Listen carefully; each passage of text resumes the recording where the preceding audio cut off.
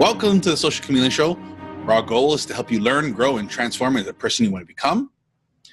Today, we're talking about dealing with setbacks. Ooh. Yeah. I think this was going to get a little deep. I think before we get started, I wanted to kind of have a quick little disclaimer here. This is for informational purposes only and is not intended to be medical or psychological advice. If you need help, go get help. If you think you need help, go get help. The National Suicide Prevention Lifeline is 1-800-273-8255. Don't be ashamed. I when I was Googling it, I seen they had a chat thing too. You know, use these things, use these resources. If you're dealing with things, you feel like you can't go on anymore or you want to hurt other people, please go get help. It's not the end of the world. Definitely. All right. So we can get started now after a little. I don't know, we're getting that deepness, that deep, dark place out the way. Yeah. That's all right, though. Yeah, I just wanted to preface the episode with that. Cool. Well, we got a little funny story we want to tell people. Maybe we're lighten the mood after the disclaimer. Yeah. I know we're looking for something to kind of give an example or whatever, kind of bring stuff. So I know you like the story of the time we were camping or something, and yeah, and we were quite hungover the next morning, and we decided to go sit on the beach and drink some more, play some drinking games. Shout out to some Snappa. And I was like, I had the brilliant idea, as I always do. I'll drive my car up on the beach. The sand was pretty packed, kind of as you got closer to the beach, and I'll just drive my car on up. And as most of you have ever driven on sand know, there's going to be some soft spots sometimes. And I wound up in one and buried the car to the frame. And we're like, I guess we'll deal with this later. Yeah, I mean, it's just one of those things, right? It's like we're in the morning. We're like, we want to continue this little beach session. So Tyson backs the car up on the sand so he can play his car stereo. His car stereo was actually pretty good at the time. Yeah. And then from there, he stops backing up and we're just looking. I was like, no, he didn't just get stuck in the sand right now. I was like, really? So I was like, okay. Tyson gets out of the car. He's like, yeah, I'm stoked. And I was like, all right, let's take a look at this. And then I was like, yeah, that's the frame of your car sitting on this, not the tire of your car, the frame of your car. This is a frame. Yeah. This is the sand. Flush. I had to push sand as I opened the door. It's like, oh. So that was, needless to say, that was a little setback that we had that morning. Minor setback. Something we just wanted a little music to play for our enjoyment. And I think we actually just ended up enjoying the morning. Yeah. We ended up enjoying the morning and just playing the stereo like we planned to. Mm-hmm. But after that, it was halfway through the day. It was hot. We've been consuming some alcohol, so we were slightly dehydrated and or hungover at the same time. And I just remember digging all day. We dug forever. Yeah, we dug out the bottom of the car, just getting all the sand out, and then from there we were looking around the beach for either pieces of lumber or driftwood or rocks or anything we could stick underneath the tire. I think we had cardboard. We were just making this whatever we could to dig a hole, stick something in there, and then just kind of and then we were digging for so long, people on the beach were watching us. I think guys came over to us and they're like, dude, you guys been digging for a while. Oh, you mind if we help push? And I think 2 or 3 big dudes came over to help push us out the sand. But I want to say too, I think somebody brought their truck over and also gave it a yank from the front. Maybe it's kind of fuzzy. Yeah. Yeah, but we definitely we're working hard to get that out of there. And from there, people saw us working so hard, they definitely lended a hand to get us out of there, which was kind of cool, But good times. That was fun. But perseverance, we made it. We made it through. Yeah, and I guess that's a little, like I said, we started this episode kind of deep, so we just kind of wanted to throw something in there, which was kind of fun. It was a little fun story for both of us. Brings back some good memories. Oh yeah. But every now and then life just kind of throws you that curveball. You know, it's like you have this plan, right? Like for us, we were going to listen to the radio on the beach, and all of a sudden it's like, whoop, like, wow, that plan just kind of backfired. Like, yeah, we got to listen to the radio, but we spent the rest of the day, you know, digging, right? And finding what we could and getting help to get out of that situation. So hours and hours of work. And I know it's a little light story, but, you know, there are people out there dealing with major setbacks. Yes. You know, not just a car stuck in the sand. No. Like, you know, we're talking about, you know, either divorce or bankruptcy or, you know, whatever the case might be. You know, we don't really have a particular setback per se. No. But when dealing with setbacks, most people kind of default back to like what their go-to plan is. I mean, just like anything in life, like you have a go-to plan. You know what I mean? Regardless of whether you have one or not, or some people aren't even aware of it. Sometimes psychologically, you know, the first major setback that they had in their life from when they were just a wee little kid is kind of what takes the default plan for dealing with setbacks. You know, things like lying, right? Or things like avoidance, you know. And for those in the adolescent years, you know, maybe it's drugs or alcohol. Yeah. You know, so whatever your setback plan is, you know, most people aren't even aware of what that is. You know, they just kind of, they default through life, and it's like, you know, they themselves don't see the pattern, you know. It's, you know, it's the thinking you have is what got you in this, you know, predicament to begin with most of the time anyway, you know. Not. I mean, if we're talking about alcoholism, yeah, it's kind of like that. Just like you have a setback in life, you hit the bottle, right? And from there, you hit the bottle so much that becomes a problem. That becomes your setback. So you hit the bottle. You know, it's like Fat Bastard. He's like, I eat because I'm depressed. I'm depressed because I eat. It's a vicious cycle. You know, it's like you got that downward spiral, right? Yeah. It just, you know, kind of goes back into it, right? Like, and those are the things that, number one, you want to definitely try to avoid those if possible. You know, like I said earlier, like if you have problems like that, go seek help.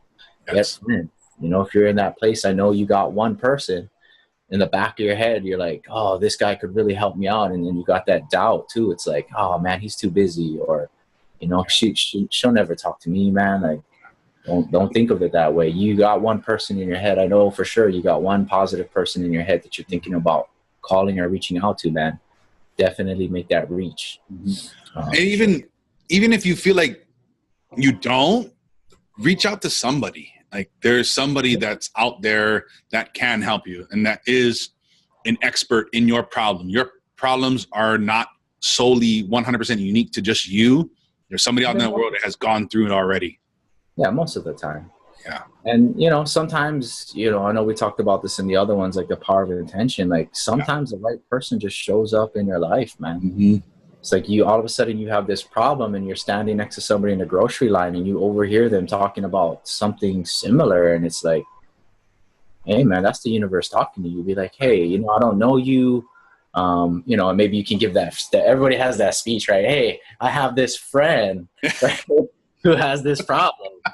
You know, like you sound like you've been through that. Like, what would you recommend to this friend who's like, actually me? Yeah, it's not me, but a friend of mine.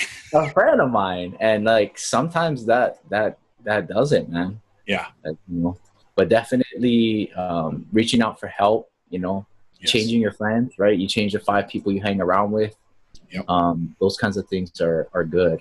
But I just kind of wanted to add that, you know, that most people, without even knowing it, have a default plan for setbacks. And it comes from something either, you know, that wasn't your fault. Like you were too young to remember, you had a setback, that's how you got out of it. Or maybe you just learned it from watching your parents or your older brother or, you know, somebody you looked up to in life. And that's how they deal with all their setbacks. So that's your default go-to. It's like, oh, well, this is what I'm going to do every time I have a setback in life. I'm just going to avoid it until it goes away. Yeah, it's like, oh, what's your plan for getting out of the credit card debt? Oh, I just stopped answering my phone. I just stopped paying a bill. Oh, okay. Sounds like a good plan to me.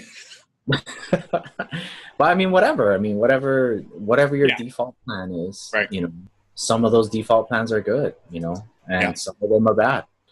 Yep. You can only avoid things for so long, right? Like we talked about 12 rules of life. You got that dragon in the house, man.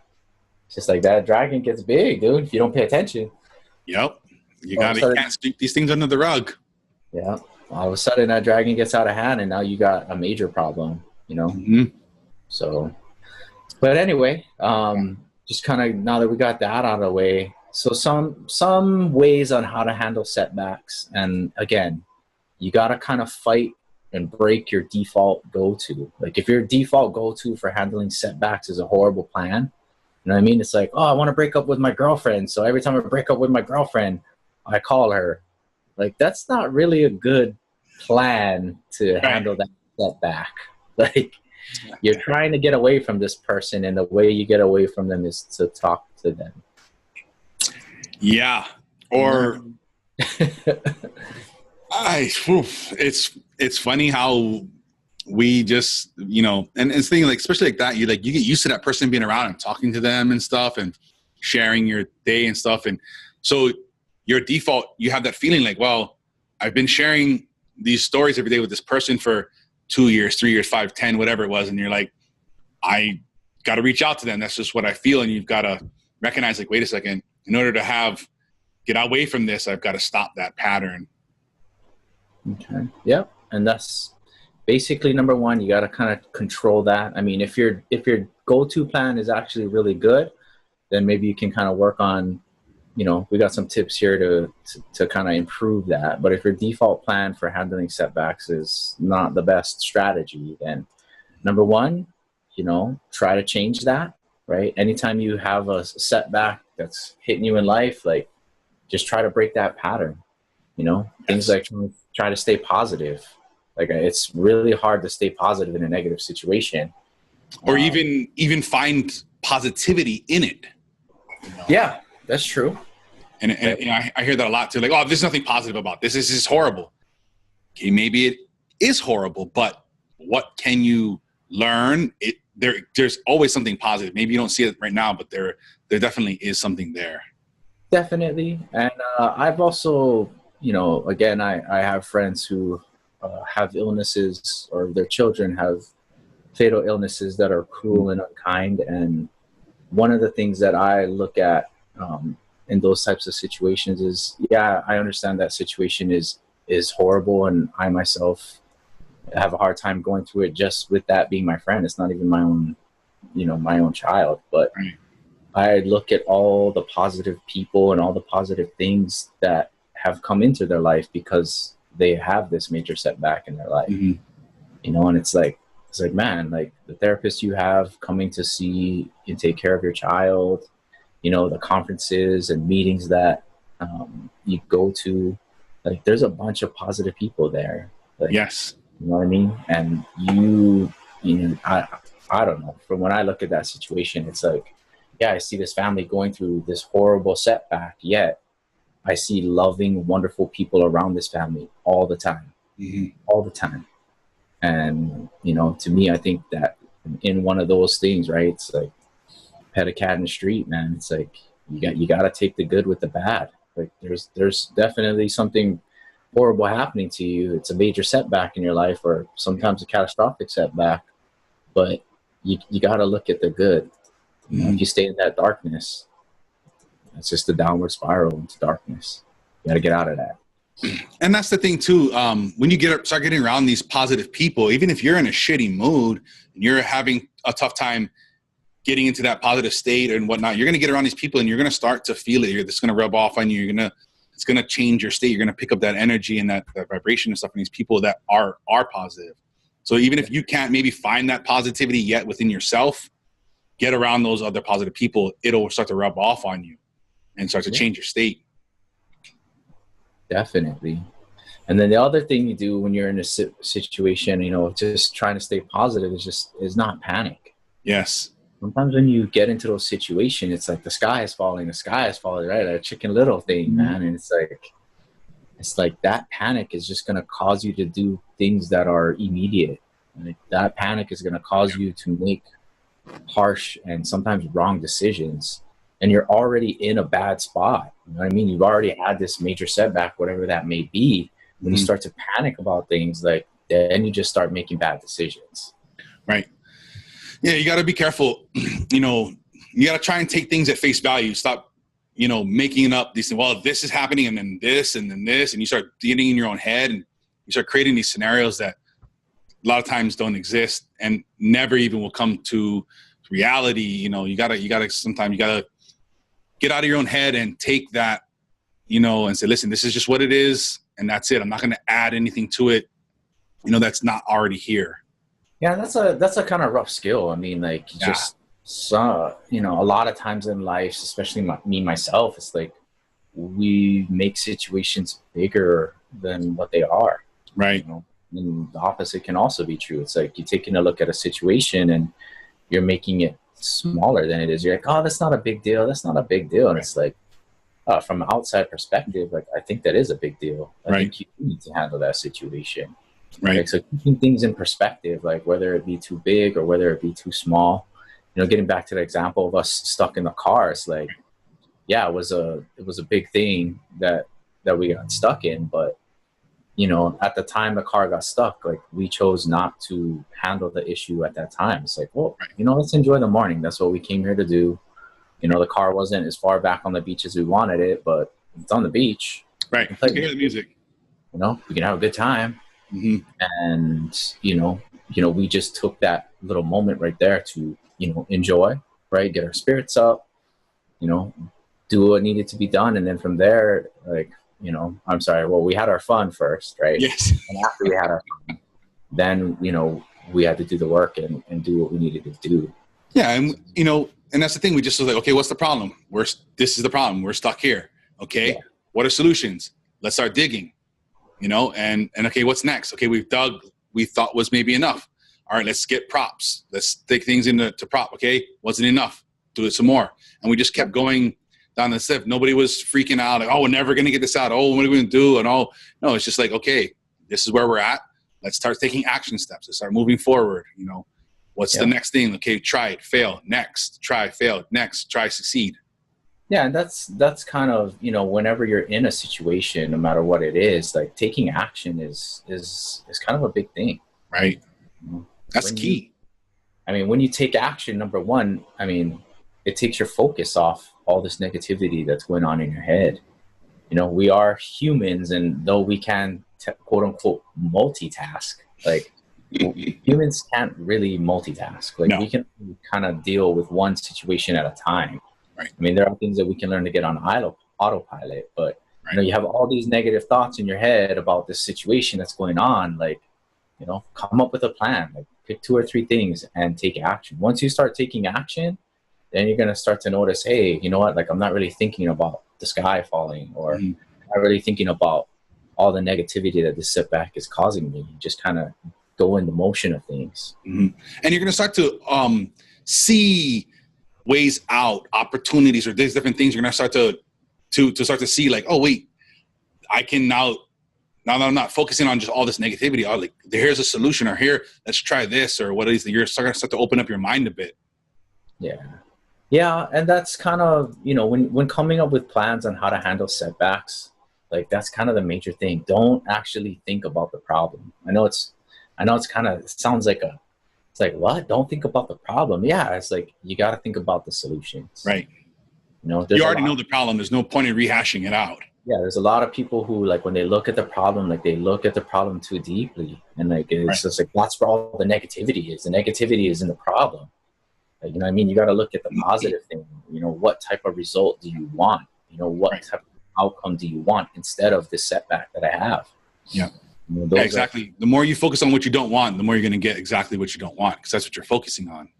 Yeah. So, you know, that's, I know it sounds ironic, like don't think about the problem if you're trying to solve it. Yeah. You don't think about the problem. Right. You think about the solutions that you want to have. Exactly.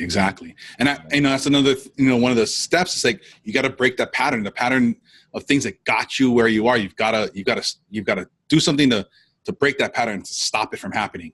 Like this, you know, like whatever, there's tons of ways to, you know, get yourself out of that state real quick. But you got to have some type of intervention to stop and break that loop. Yeah. Just break it, man. You got this. Grab a hammer. Break it.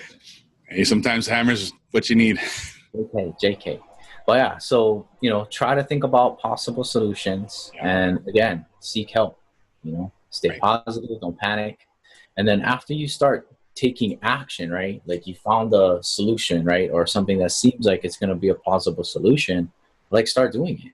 Right. And then once you're going through the process, like now spend some time and reevaluate. Like, for us, we had the car that was stuck in the sand. It's like, okay, digging. All right, now let's try move. It's like, okay, the car's not going to move even though we dug the frame out. It's like, okay, so now, we got to work on the tires now. So we got the frame out. Now we need to get traction underneath the tires. It's like, okay, what do we have? Like start looking through the car, start rummaging the beach, like trying to find what we can, and it's just like, okay, so you got problem number one handled with your setback. Now you got a new problem that you're going to need to go through. And this is all part of the building process, You just keep, trying things, reevaluate, make changes, make adjustments, and just keep going through. Fail, try again. As long as you're learning and you're changing something, like changing variables, like this didn't work. What variable can we change? How can we get a different result? Yeah. And then that's just part of those are part of the things, and I know right now we're talking about major setbacks. But this process can kind of work for like some of the smaller stuff you have in your life, Absolutely. And then the more you practice this skill, right? If you practice it on the smaller things, right? Or the minor setbacks that you have in life, when you have this major setback, like it's going to make it that much easier. It's like, oh, I already know the process of how to deal with the minor stuff. Yeah. Now let's just kind of apply what we've learned on the minor stuff to a bigger problem. Mm-hmm. Or even I've thought about it before too. It's like, I've dealt with this on a smaller scale before, but now that this problem is a little bit bigger, the setback's a little bit bigger, it's like, I know how to deal with it on a smaller scale. I'm going to use some of those things I've learned on a smaller scale onto the bigger problem. And it really makes tackling it a lot easier. Yeah. So for those of you that haven't had a major setback life, not trying to wave a voodoo doll at you or whatever, but life is life, man. Life is going to hit you harder than you ever think you can be hit. Mm-hmm. And when it hits you with those problems, like, you just got to be ready. So when you have like these minor, little setbacks in life, like, oh, the lady at Starbucks got my coffee wrong. Like, that's not a real major setback. I mean, but just kind of take a look at the problem and be like, okay, what can we do? It's like, maybe you can try a new drink. Like, what? I've never had a whatever. This is skinny, tall, raspberry something. Yeah, well, sounds good. Yeah. And maybe your default plan of action is to go in there and yell at the person that made your coffee so you can get a free coffee the next time you come in. I don't know what your plan is, but like you gotta, again, don't panic, right? Stay positive. Don't focus on a problem, right? Focus on the solution. Right? So, need a coffee drink. What can I do? Right. Like, start with the small stuff. If you start with the small stuff in life, again, when you hit the bigger stuff, it'll be that much easier. You'll have, you'll have a pattern already set in place. Right. And then that's the thing too. Understand, like, this stuff is just temporary, and a lot of times it's already happened. It's done. It's over with. I always want to add that caveat. It's like some things are permanent, like divorce or like AIDS. Like AIDS is permanent, Right, but it's still temporary. Like, you were married, now you're divorced. That you're not married anymore. That you're divorced. That's temporary. You have a new reality now. You have a new set. It's not. You don't have to live in that old reality.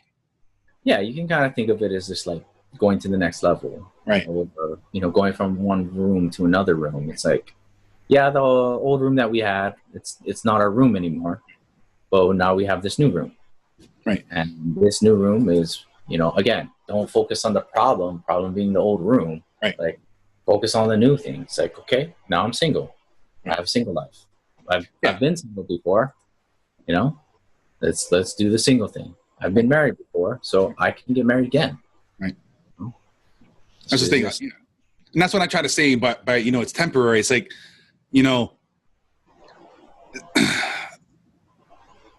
it's like, I'm trying to think here for a second. You know, it's not the end. That's what I kind of mean. You know what I'm saying? Your life doesn't end here. Like divorce, it's not this. You know what I mean? It's not the end. Right. You can get past that. You can move on. It's not the end of your life. Your life doesn't stop there.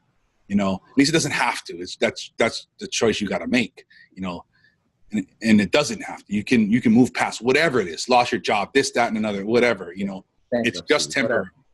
Yeah, it's just a phase. You know? And again, if you go through the steps, right, don't panic. Yeah. Look for the positive thing, right? Because when you look for the positive thing, then you know that's gonna be your way out. You know, for me, I tend to look at the why. Mm-hmm. I don't believe in coincidence or accidents. Like things happen for a reason. Yeah. You know, you can find out what that purpose is as to what it is and kind of move through, then that's gonna help you in life. Yeah, and another thing too is you can reframe this. You can change the way you're thinking about this thing and what meaning or emotions or feelings or whatever you're assigning to this situation. And with that, you can start to change the way you think about these things going forward, you know? For sure. Even like things like getting mad. Right. It's like, oh, that person makes me mad. It's like, that person's not making you mad. You're making yourself mad. Right. You're allowing them to make you mad. Like, why are you allowing this? There's something you don't like about that person. Mm-hmm. You know, or what's being said or how you're being challenged or whatever. You know, and it's like you can take a step back. Number one, you can talk to that person. Right. And if you work with that person or if you they're your neighbor or whatever, like you will have interactions with them, but you can keep it on a limited conversation. Like learn what upsets you about that person and just don't say those things or try, don't do certain actions around them so they don't say things to you, you know, and keep it positive or stand your ground. Right. Tell them. I mean, again, be tactful about it. Don't go on offensive, but you can plainly say, hey, you know what? I don't like the way you make your TPS reports. Mm-hmm. And, I think you should change that. Right. But also I'd like to say offer some solutions. Like, it's easy to point out problems and different things, but it's harder to say this is the problem. And then what can I offer as a solution or a different way of helping you through this or whatever. So, try that too. Add that to what your advice or whatever it is, the problem you're helping somebody with. Yeah. And then going on that note about, trying to find positive things with major setbacks in life is, I guess for me, I'm kind of that person where I get to the point where it's like never again. Right. I'll get to a breaking point when I'm like, never again is this going to happen. Mm-hmm. Like for me, I can use that as my rock. Like that when I get to a breaking point and somewhere where I'm like, you know what, this ain't going to happen ever again in my life. Mm-hmm. And from there, it's like, okay, what am I going to do to better, like better myself, do all these things. It's like, I don't want to be broke for the rest of my life. So what am I going to do? Right. How am I going to achieve this? How am I going to make enough money in my life? And from there, I set my mind out and then I go and I do something, So sometimes these setbacks that you have, again, the whole key is to make this a positive experience. The whole key is to find out how this setback is going to help you as a person and make you thrive. For me, I like breaking point because when I get to my breaking point, guess what? Ain't no stopping me. Right. It's like, this ain't never going to happen again. I'm out of here. Yeah. And that's like that reframing. Like I was kind of talking about a little earlier, is changing your mindset flipping the script on those things and getting away from the people or the situation. That's the easiest way to kind of stop doing these things is getting away from what's happening, getting away from that area. When I stop drinking, stop hanging out at the bar, hanging out with your friends or whatever that are drinking. These are, it seems simple, but it really is effective. Yeah. It definitely is, man. It definitely is. And I guess just since we're talking about the whole drinking thing, like I just got to add this caveat. I'm not going to get too far into this rabbit hole, but there are times in life when you're in a situation, you have a major setback, it's a pretty big one, and it's sometimes almost catastrophic, where you have to take a few steps back. Right. You got to go in the wrong direction before you can go in the right direction. A lot of times that happens because people aren't necessarily prepared for it. Right. And if you want to, I guess if we can apply some context to this, you talk about that raging alcoholic person who's been sober for 10 years. You know what I mean? They lose their job, their wife, and, they wreck their car, like, all in the same day. Like, right. That person, if you're in that situation, that person might be hesitant to take a few steps back and grab that bottle again. Right. I'm not necessarily recommending that you take a few steps back, but I'm just saying life is going to throw you some curveballs. Life is going to throw you some heavy hitters, and sometimes you're not going to know how to go forward. And when you take those actions, right, you're going to come up with a plan, and you take that action, sometimes you go backwards. Right? Yeah. And that's okay. Sometimes that's just what you know how to do. And that's why you've got to, you got to start formulating these plans and these things. Because when the shit hits the fan, you're going to default to your training. You're not going to rise, raise your expectations, rise to your expectations. So you've got to, that's what we were talking about a little earlier. We're talking about these little minor things going on. If you keep training yourself and you're training, your level of training gets higher and higher and higher. And when these situations come and you're deviating back to your training, your level of training is higher. Maybe you can get to a point where, your baseline isn't to go back to the bar when, things start getting a little out of hand in life, you got to go back, and sometimes you just need to go back to the basics, start to simplify, what you're doing in your life, and okay, how can I bring this down, reset, regroup, and start over again. Yep. And I think that's the key. I mean, just like we talked about in the beginning of the episode, is like, you have this, when everything goes wrong around you, you go back to instinct. Yes. Whatever your instincts are. If you're, like I said, for that raging alcoholic, when everything is going down, the whole world's on fire, like, go back to instinct and grab that bottle. Yep. It's like, you gotta train your brain. That's the whole thing about this, is training your brain, right? To have a feedback loop of way to do things that's going to work for you, not against you. And you especially got to look at what's around you, and you got to know yourself. It's like, if you know that your default habits of how to handle certain situations take you backward, you got to stop that. Right. And that's when, you have having that self-awareness to identify, like, oh, there's little things happening today, and boy, I really feel like going and having a drink. Like, no. Because when that big thing comes, you're not going to be able to tame that. It's just going to take over, and you're going to be like an autopilot. Yeah. Sometimes being on autopilot, man, that's the wrong thing. That's going to set you back even further. Yeah. And that's the part where we talk about, it's like, you go on autopilot, you get set back even further, even further. You got to set back, Again, always step one is stop digging. Yeah. Keep things in perspective. You know what I mean? Like, know if a big problem is a big problem, and know if a small problem is becoming a big problem, and you got to stop it. Yeah. The other thing too is, like, a lot of people, whenever they make choices or they come to this road, or this big situation in life, it's like they dwell. Yes. Oh man, 10 years ago, whatever, I went down route A, you know what I mean? And I should have went down route B. Like, that's another negative feedback for you. Don't dwell on that. Right. Whenever you're hit with any setback in life, doesn't matter what it is, you got choices. Yeah? Yes. Whether it's choice A, whether it's choice B, whether it's choice C, whatever, you have choices. Even if you choose not to pick A, B, or C, guess what? Choosing not to pick either one of those, that's choice D. Yeah. Like, even if you do nothing, that's still a choice. Yes. You have. Careful. Sometimes they'll choose you, you know, and you might not like what happens. The choice will force itself upon you. It's like, oh, option A, option C ran out.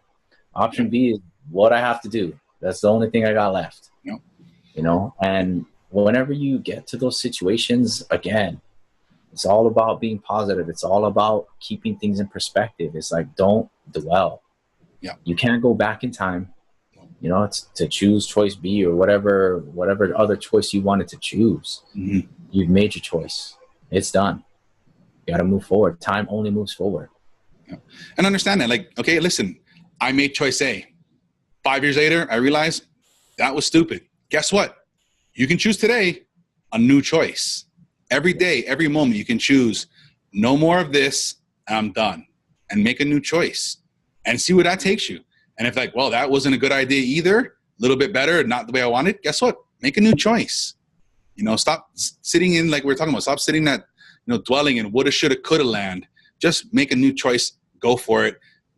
Choose, decide, go, and reevaluate. Where am I at? What are we doing? What's up? Yeah. And, you know, take responsibility for things. Yes. Those are the choices that you made. Yep. You know, the life that you lived. I mean, granted, not every setback in life is your fault.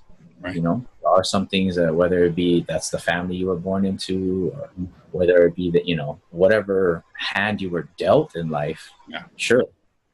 But there's like everybody has their hand in life. It's like, that's what life has dealt you. Yep. You know, you have to take ownership on how you played that hand. Mm-hmm. You know? It's like there's always something inside any setback that you can own up to. I'm not saying, you know, that every setback is your fault.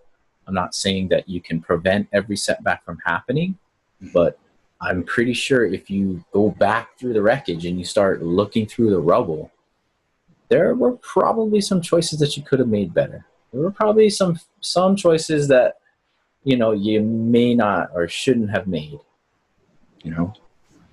And don't, you know, even if these things are, you know, part of you, whether it's your skin tone or your family or whatever, these things that, and in the moment that you had no control over, we have no control over who our parents are, where we're born, all these things. Nope. Don't use those as excuses. You know, you can choose to use as a crutch or say, this doesn't affect me. I can't control that, but I can control how I go moving forward. I can either use my background or my race or my culture or whatever as an excuse to not do things, or I can just ignore it and I can just take responsibility for what I want to do and how I want to live my life. Yeah, for sure. And that's and then with that, there's a really good quote about taking responsibility. I want to kind of blaming other people and stuff. You must stop blaming God and not blame any person. You must completely control your desire and shift your avoidance to what lies within your reasoned choice. You must no longer feel anger, resentment, envy, or regret. It's from Epictetus. He was 2,000 years ago. He was a slave turned philosopher. But that to me, that's exactly what this is about. You know, like we blame everything, we blame everybody and everything, and we don't take responsibility, even if it has nothing to, like, I couldn't control, I was born a white male. That nothing to do with me. But I'm not going to use it as an excuse, and I'm not going to lean on it in any way, you know? It's your choice always how you want to act and who you want to blame for things.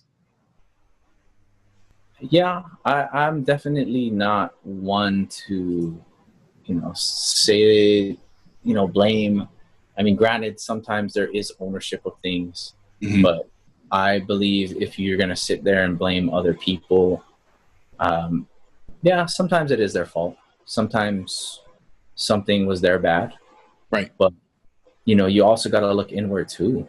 You know, if you're only going to sit there and blame the other person Mm-hmm. and not blame yourself for what happened, then I think there's something at fault there. Right. Mm-hmm. And that's like when I the last job I had, when I would send out the crew to do something and it didn't get done correctly, and then the owner of the company would come to me and say, "So what's going on? What happened here?" I was like, It's my fault. And he's like, it's not possible. You were not on the job. You didn't dig the holes. I was like, doesn't matter. I failed to show them and convey to them the message correctly. It is 100% on me, you know? And a lot of times people don't understand that, you know. Yeah, I could have easily been like, yeah, these guys are fucking morons. Yeah, they couldn't follow directions. Oh, yeah, I told them to dig holes over here and they dig holes over. Like, what? I could have easily done that. And technically, you want to be, maybe, sure, that could be absolutely true and absolutely right, and I would be 100% justified. But what the fuck does that solve? It doesn't solve anything, you know? And if I can look within myself and say, okay, something went wrong. What did I do to not get that message through to them? What did I do how did I fail to plan? How did I fail to convey this? Like, there's so many things that I could learn if I just say, you know what, this went wrong, and how can I fix it going forward so it doesn't happen again? Yeah. No, I mean, yeah, like I said, granted, in that situation, definitely your employees didn't do the job correctly, right? But I like the fact that you are taking ownership, like you're their boss. Right. So either it's a training issue, either it's a communication issue, or maybe it is their fault. But if it is their fault, then you as a manager have the choice to fire them. Like, right. You know what I mean? Right. It's like, okay, they messed this job up once. Okay, they messed this job up. And I'm pretty sure I clearly communicated what I needed to have done, and it wasn't done. Right. You know, so then as a manager, you got to go and say, hey, look, bud, like, I don't think you're set for this job. I told you how I wanted it done. It's not done this way. You know what I mean? And these are the things, like, if you look within yourself, you know, and you stop, I don't know. To me, I think the whole idea of when you stop blaming other things or other people for what's happening in your life, like, that's when you look inward, and that will help you fix what you can, right? It's kind of like the serenity prayer or whatever, right? Grant me the serenity to accept the things I can't change, the courage to change the things I can, right? And the wisdom to know the difference. Exactly.